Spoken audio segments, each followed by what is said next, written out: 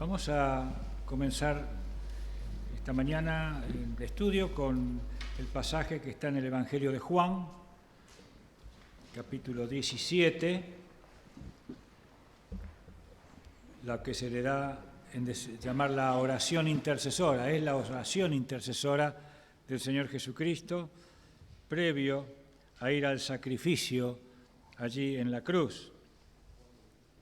Juan, Evangelio de Juan, capítulo 17, versículos 20 y 21. Damos la bienvenida también a algunos hermanos del Zoom, no sé si se están conectando, a los hermanos allí de Chile, muchas gracias también, hermano Mario y Lorena, allá en Chile siempre están pendientes ellos de la conexión. Y creo que no sé si su hijo Tomás estaba ahí, Tommy, también conectándose porque dijo que hoy estaba tratando de conectarse, no sé si habrá recibido, pero ya, desde ya gracias a los hermanos por esta conexión, son parte también de la comunión entre los hermanos acá.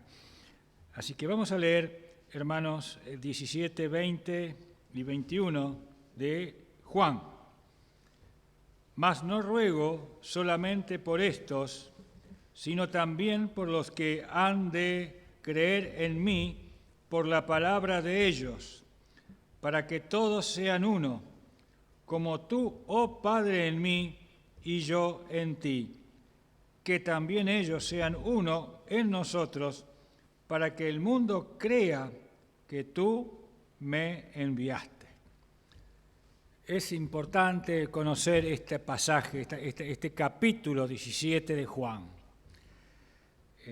Hay Biblias de estudio, comentarios que ayudan mucho a estudiar un poquito la condición en que el Señor Jesucristo está en ese momento y también los motivos por los cuales Él ora. Muy interesante. No vamos a hacer un análisis del capítulo 17, pero sí uno de los motivos por el cual el Señor está orando, como hemos leído, es por los suyos. No solamente por los que estaban con el Señor Jesús en ese momento, que eran sus discípulos, a los que Él llama apóstoles, sino también por aquellos que iban a creer por medio del mensaje de ellos que estaban junto con el Señor. Y entre ellos estamos nosotros. Entre el pensamiento y el corazón del Señor Jesucristo, cuando oraba, estaba intercediendo y pidiendo al Padre por nosotros. ¿Y qué pedía al Padre de nosotros? En primer lugar, que nos guarde del mundo, ese enemigo terrible que está alrededor nuestro. Y en segundo lugar, que nos guarde del diablo. Así que tenemos una oración del Señor vale por miles de oraciones que hagamos nosotros. Así que ya tenemos esa tranquilidad, esa falta de preocupación de que el Señor va a guardar a los suyos. Y todo lo que le pase a los hijos de Dios va a estar permitido por el Señor. Así que no debemos tener ningún temor. Eso está diciendo también esta enseñanza. Ustedes saben que la iglesia primera de los Hechos de los Apóstoles estaba formado por creyentes genuinos, creyentes en Cristo. Por eso, cuando un miembro de una congregación visitaba a otra congregación, solamente manifestando que había recibido a Cristo como su Salvador, o sea, tenía la doctrina de la fórmula trinitaria, aceptando el Espíritu de Dios y la obra de Jesucristo hecho hombre, Dios hecho hombre, enviado por el Padre, era recibido de una congregación a otra solamente a través de la manifestación que un hermano o una hermana hacía para visitar a otro lado, a otra congregación local. Bueno, esto está resumido en Romanos, capítulo 15, cuando Pablo nos dice, por tanto, recibíos los unos a los otros, como también Cristo os recibió para la gloria de Dios Padre. O sea que es una responsabilidad y un privilegio también recibir visitas de hermanos genuinos para participar, por ejemplo, de la Cena del Señor. Nosotros aún mantenemos este principio cuando una visita aparece a adorar y a estar en la reunión de adoración y de comunión. Así que con la sola confesión de ser un creyente en Cristo Jesús, le permitimos compartir la reunión con la iglesia local. Pero hoy vamos a considerar el significado del término comunión. La palabra comunión, bueno, no quiero ir al original porque no soy experto en griego, simplemente un simple lector de los traductores y algunas ayudas que nos permiten tener libros que hablan sobre los orígenes de las palabras y de los términos. Es a través de un término que implica comunión poseyendo una parte de un todo. Eso es el término comunión. Es decir, una persona es poseedora de un bien que participa otros en común. ¿Comprenden? Eso es común unión. Común. Incluso se utilizaba también básicamente en los términos comerciales. Y la palabra de Dios lo asocia y lo toma para la comunión en la iglesia. Así que esta comunión no es solamente algo horizontal. En la palabra de Dios el término no implica algo horizontal, sino algo también y fundamentalmente vertical con el Señor. Y esto se produce a través del Espíritu de Dios, el cual nos ha unido en un cuerpo y además está morando en nosotros para afirmar o para confirmar esa comunión o posesión en común. Por eso 1 Corintios 1:9 dice: fiel es Dios por el cual sois llamados a la participación de su Hijo Jesucristo nuestro Señor. Fíjense ustedes, somos partícipes. Hemos sido llamados para ser partícipes de su Hijo Jesucristo. Y Efesios 3:10 dice: somos partícipes en la virtud de su resurrección y la participación en sus padecimientos. Fíjense ustedes, esto es comunión con Dios el Padre y el Hijo. Así que son tan profundas los vínculos que nos unen con Dios, que nos unen con nuestro Señor Jesucristo, y tan grandes los privilegios que tenemos, pero tan importante también la responsabilidad que tenemos, que si tomamos conciencia, disfrutaremos y gozaremos de esta parte espiritual que está reservada solamente para aquellos que son los poseedores del Espíritu de Dios, o sea, los creyentes.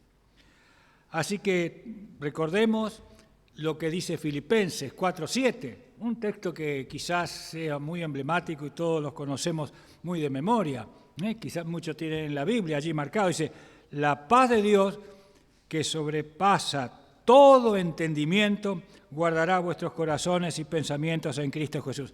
Esa es la actitud, el privilegio que tenemos los creyentes cuando tenemos esta comunión, esta unión con Cristo y nuestro Padre. Este texto no solamente es una promesa, sino también una exhortación a tener calma y también a tener tranquilidad, siempre y cuando se tenga una actitud de gratitud basada en la confianza en un Dios que es inmovible. Entonces gozaremos de esa paz y ese gozo que solamente Dios puede otorgar a los que le reciben. Así que la comunión entonces no es meramente una cosa aparente o una cosa circunstancial o una cosa transitoria, como por ejemplo gustar la cena del Señor o participar los creyentes en compartir cada uno lo que ha ganado a través de la presencia del Señor en uno, y bueno, ese compartir en una actividad local y una conversación. Es mucho más profundo que eso. Porque nosotros decimos, bueno, hemos tenido muchos casos lamentables que vienen muchas personas y están en la iglesia, toman la cena del Señor, termina la reunión y se van. Pasa un tiempo, vienen a otra reunión, toman la cena del Señor y se van. Vienen a otra reunión, un aniversario, toman la pila, escuchan y se van. Y entonces uno le pregunta, ¿dónde te reunís? Hoy yo estoy congregado en comunión en tal lado. ¿Eso es tener comunión? ¿Porque vienen? ¿Porque están algunas veces? ¿Porque toman la cena? No, hermanos.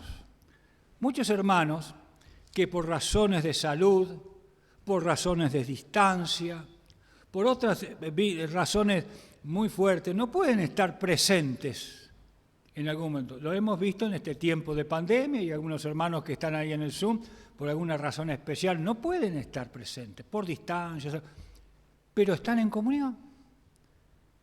Y otros que quizás vengan circunstancialmente, participen, colaboren en algo. A veces no sé si están tan en comunión, porque el término, el sentido es mucho más profundo que simplemente asistir a una conferencia. La comunión entonces no es algo aparente, circunstancial y, como dije, simplemente asistir de vez en cuando. No, es mucho más importante y abarca cosas más grandes. Por ejemplo, vamos a leer 1 Juan capítulo 1, versículo 1 al 17.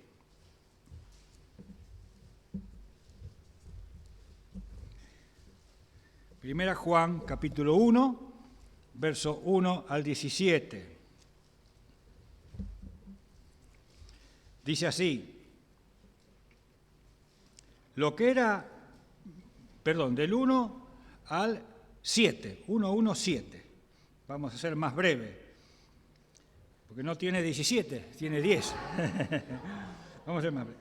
Lo que era desde el principio, lo que hemos oído, lo que hemos visto con nuestros ojos, lo que hemos contemplado y palparon nuestras manos tocante al verbo de vida, porque la vida fue manifestada y la hemos visto, y testificamos y os anunciamos la vida eterna, la cual estaba con el Padre y se nos manifestó. Lo que hemos visto y oído, eso os anunciamos, para que también vosotros tengáis comunión con nosotros, y nuestra comunión verdaderamente es con el Padre, con su Hijo y con su Hijo Jesucristo. Estas cosas os escribimos para que vuestro gozo sea cumplido. Este es el mensaje que hemos oído de Él y os anunciamos. Dios es luz y no hay ninguna tinieblas en Él. Si decimos que tenemos comunión con Él y andamos en tinieblas, mentimos y no practicamos la verdad. Pero si andamos en luz, como Él está en luz, tenemos comunión unos con otros, y la sangre de Jesucristo, su Hijo, nos limpia de todo pecado. Esto nos hace saber que la comunión verdadera, genuina, y el gozo sincero están perfectamente unidos con Dios. Así que el propósito de la proclamación del Evangelio, ¿cuál es? La salvación de almas, ¿verdad? Decimos nosotros.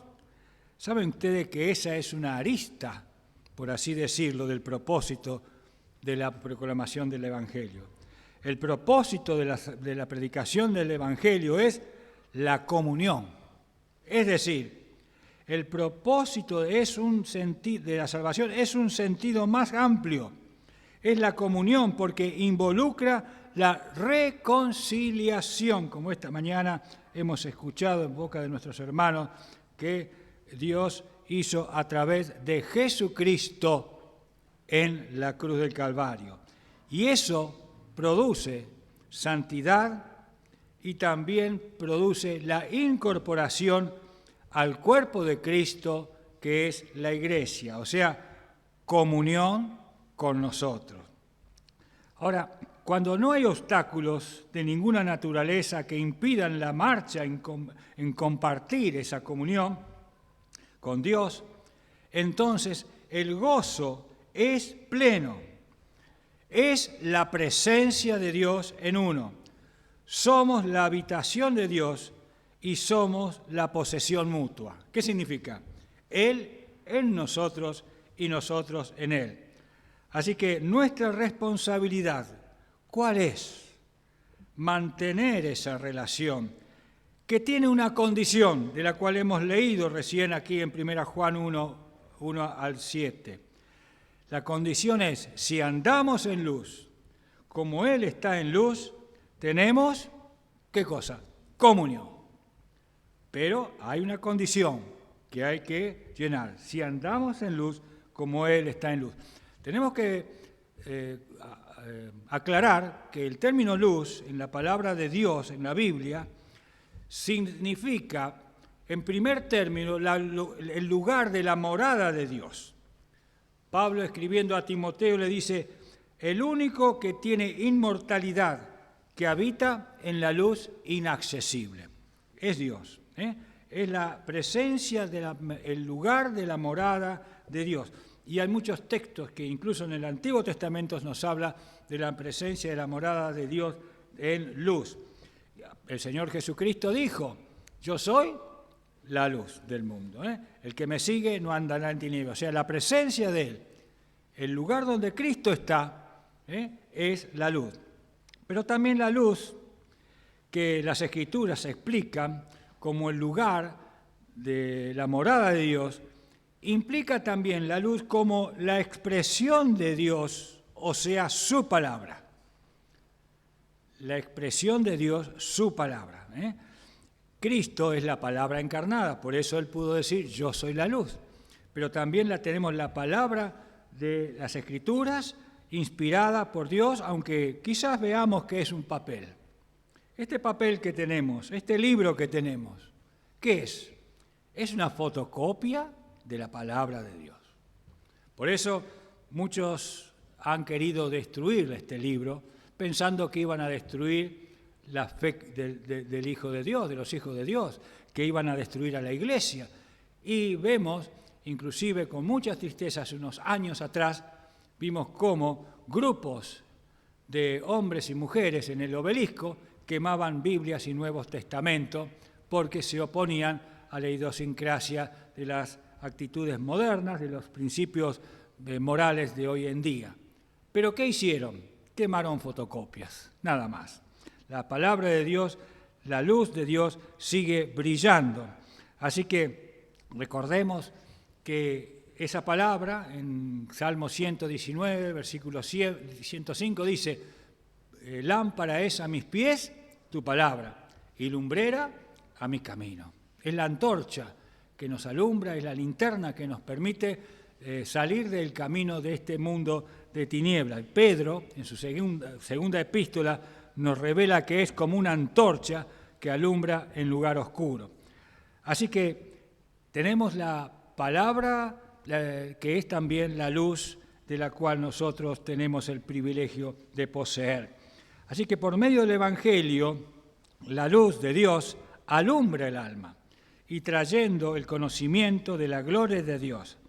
Así, Él va a entrar en nuestra vida y el hombre posee esa luz. Dice, ahora, ocurre que el pecado, muchas oportunidades, adquiere de diferentes maneras, de las diferentes formas que se presentan, interrumpe esa comunión o relación con el Señor. ¿Y qué ocurre cuando ese pecado, esa práctica del pecado, no de la naturaleza del pecado, es llevada adelante por los hijos de Dios? Ocurre que se interrumpe esa relación y el hombre entra en un estado de tristeza, y nos aleja de Dios. Ahora, el creyente que peca, porque sabemos que pecamos, pierde esa relación o comunión con Dios. Y yo pregunto, y me pregunto, cuando un creyente en pecado pierde esa relación de comunión con Dios, ¿podemos aceptarlo en el seno de la iglesia a ese hombre o a esa mujer? ¿Están en condiciones de estar en comunión con la iglesia? No. Por eso la importancia de ser sensibles a esta necesidad de tener una relación y una comunión íntima con el Señor. Y ustedes saben que la solución a esta situación no es difícil. La solución a esta situación no es complicada. Y el apóstol Juan nos dice, si confesamos nuestros pecados, Él es fiel y justo para perdonar nuestros pecados y librarnos de toda maldad. Así que la solución es simple y eficaz para volver a la comunión con el Señor y con el cuerpo de Cristo. Es decir, la confesión de los pecados, de la práctica del pecado, producirá un cambio que Dios promete que va a realizar ante la confesión y otorga el perdón y la limpieza necesaria para restablecer la comunión con el Señor y, por ende, con la iglesia a la cual está asociado. Ahora, este estado de perdón y restitución a la comunión expresa la fidelidad de Dios y también la justicia de Dios ante los demás. ¿Por qué digo esto? Porque no hay peor enemigo para Dios que uno de sus hijos en pecado. ¿Sabían ustedes eso? No hay peor enemigo de Dios que uno de sus hijos en el pecado. ¿Por qué? Porque este estado interrumpe la comunión con Dios. Y no solamente interrumpe la comunión con Dios, sino que además menosprecia el nombre de Dios, sino que además bochorna el nombre de Dios. Y el mundo es el amigo de aquel que ha caído en pecado. Y por lo tanto, el creyente en pecado es el peor enemigo de Dios, porque habiendo conocido la verdad, ha retornado a vivir en un estado de muerte. Y como Pablo dice también, mejor hubiese sido que no hubiera creído nunca. ¿Cómo será delante de los ojos de Dios? ¿Cómo será el testimonio de alguien que, confesando y habiendo aceptado a Cristo como su Salvador, luego se echa al mundo y vive como el mundo quiere? Por eso Efesios dice, el capítulo 5, el apóstol, despiértate tú que duermes y levántate de los muertos y te alumbrará Cristo. Así que es triste ver una vida que abochorna el nombre de Dios y que ante el mundo realmente es vituperado el nombre del Señor como consecuencia de un creyente, un hijo de Dios que abandona la fe. Es así que si estamos en comunión con Dios, si vivimos en la luz, se expresará una vida que evidencia el nombre del Señor. ¿Cómo? Bueno, disfrutando de la comunión con los hermanos. ¿Cómo sabemos que una persona o un hijo de Dios tiene comunión con Dios? ¿Cómo sabemos que está en buena relación con Dios? Porque disfruta de la comunión con los hermanos. La comunión con los hermanos es la parte visible de la no invisible, que es la comunión con Dios. ¿Comprenden? Así que esto es imprescindible, saber de la necesidad que un hijo de Dios tiene que tener comunión con Dios, que no debe interrumpirla por situaciones que entristezcan el nombre del Señor. Vamos a ver otra consideración respecto a lo que es la comunión con Dios, y está también en 1 Juan 1:3, ya que hemos leído y vamos a recalcar este texto. Dice, lo que hemos oído y visto, o visto y oído, esto os anunciamos fíjense para qué. Juan, junto con Pedro y Jacobo, vieron allí en el monte de la transfiguración del Señor, pero también los 12 apóstoles, todos, estuvieron palpando al Señor mismo hecho hombre, ¿no es cierto? ¿Para qué? Para que también vosotros tengáis comunión con nosotros. Y nuestra comunión verdaderamente es con el Padre, con su Hijo Jesucristo. Comunión con nosotros. Se refiere a la íntima relación entre creyentes. La íntima relación entre creyentes. Por eso, Filipenses también, Pablo escribiendo allí en el capítulo 1, verso 7, dice, todos vosotros, sois participantes de esta gracia. Participantes de esta gracia. Esta comunión se expresa ¿de qué manera? De armonía, moldeada y producida por el Espíritu Santo. Es muy posible que quizás la tarea de mantener la comunión práctica sea difícil. No es fácil, pero no sea una tarea que pensemos que sea improbable. Demanda renunciamiento, humildad, y que tengamos una expresión para con los otros viva, de servir al Señor, vivo y verdadero, sirviendo a nuestros hermanos que han sido también comprados por la obra de Cristo. Esto también puede requerir sufrimiento, puede requerir a veces situaciones difíciles. Por eso la palabra de Dios nos habla de comunión en el sufrimiento. Bueno, en Filipenses 3:10, en la segunda parte, nos dice, y la participación en sus sufrimientos. Se nos está hablando también de los sufrimientos de Cristo. Nosotros participamos de la comunión con Cristo y sufrimos con Cristo. Nos hemos identificado con Cristo, pero también tiene otro propósito, un segundo lugar este propósito. Si soy vituperado por el nombre de Cristo, soy bienaventurado, porque el glorioso Espíritu del Señor reposa sobre vosotros. Tendremos quizás dificultades en mantener o sostener esta responsabilidad en nosotros de la comunión con nuestros hermanos. Pero hermanos, esto está ya expresado en la palabra de Dios, que no es fácil a veces.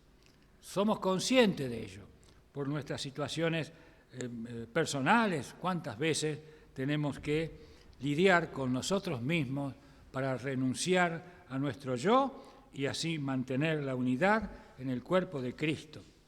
Sin duda, el tema es mucho más amplio para poder abordarlo, por supuesto, y esto es simplemente algo general lo que estamos hoy tratando. Todos los creyentes debemos estimularnos las relaciones, compartiendo por las necesidades de los demás, como nos dice Romanos también capítulo 12, habla de compartiendo con los demás y las necesidades con los demás para fortalecer la comunión. Lamentablemente, las características de la comunión se descuidan muchas veces, no se tienen muy en cuenta y en consecuencia están a la vista muchos creyentes fríos, muchas iglesias que están desoladas. Bueno, gracias, ya terminamos, gracias.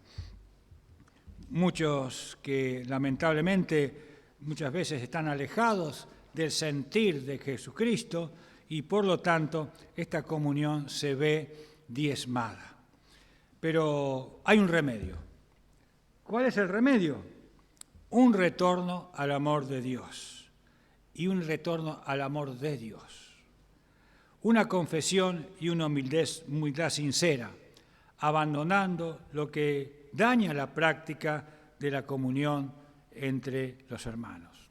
Así que tengamos en cuenta que en los propósitos de la Iglesia, que estamos tratando todo este tiempo, nos hemos propuesto tomar la responsabilidad que atañe a una iglesia local, tener en cuenta estas actitudes, tener en cuenta también estos propósitos, que está en la responsabilidad de cada uno, en el conocimiento, en el saber estas cosas y en llevarlas a la práctica para que sea para la gloria y honra de Dios y no sea para abochornar o avergonzar el nombre del Señor.